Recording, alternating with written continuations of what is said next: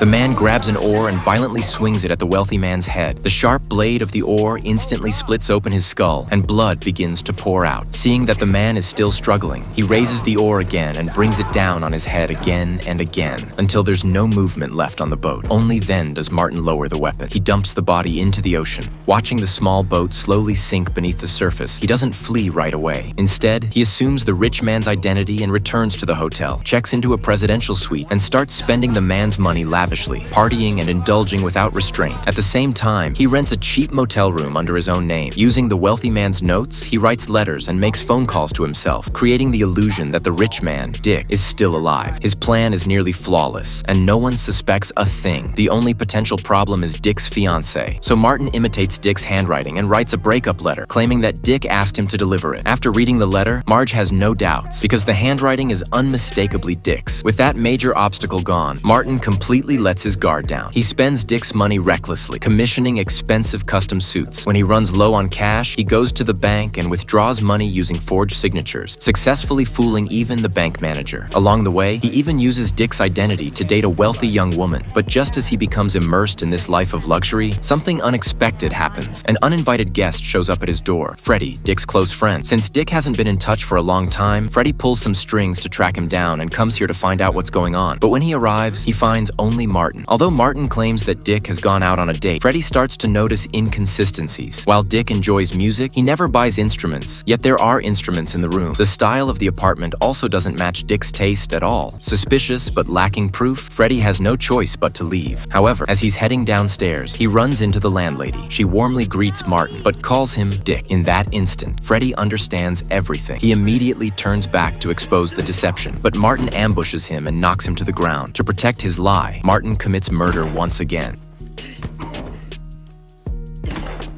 As Martin drags the body away, he happens to run into a passing couple. Thinking quickly, he imitates Freddie's voice and talks to himself, making it seem like he's helping a drunk friend. Once again, he narrowly escapes suspicion. He drives out to a remote wilderness area and buries the body. But not long after, the police discover the corpse and come to question Martin. They also bring troubling news. A blood-stained boat has been found by the shore, but no corresponding victim was located. Martin is shaken. He knows it must be the very boat he used to dispose of the body. He realizes that if things continue like this, he'll eventually be exposed. So he writes a letter to himself in Dick's name, claiming that after killing Freddie, he couldn't face reality and has decided to take his own life out of guilt. He even scratches up the photo on the passport, making it impossible to clearly identify Dick's appearance, while also creating the impression of someone mentally unraveling. The identical handwriting and signature convince the police completely. Just like that, Martin clears himself of suspicion without much effort.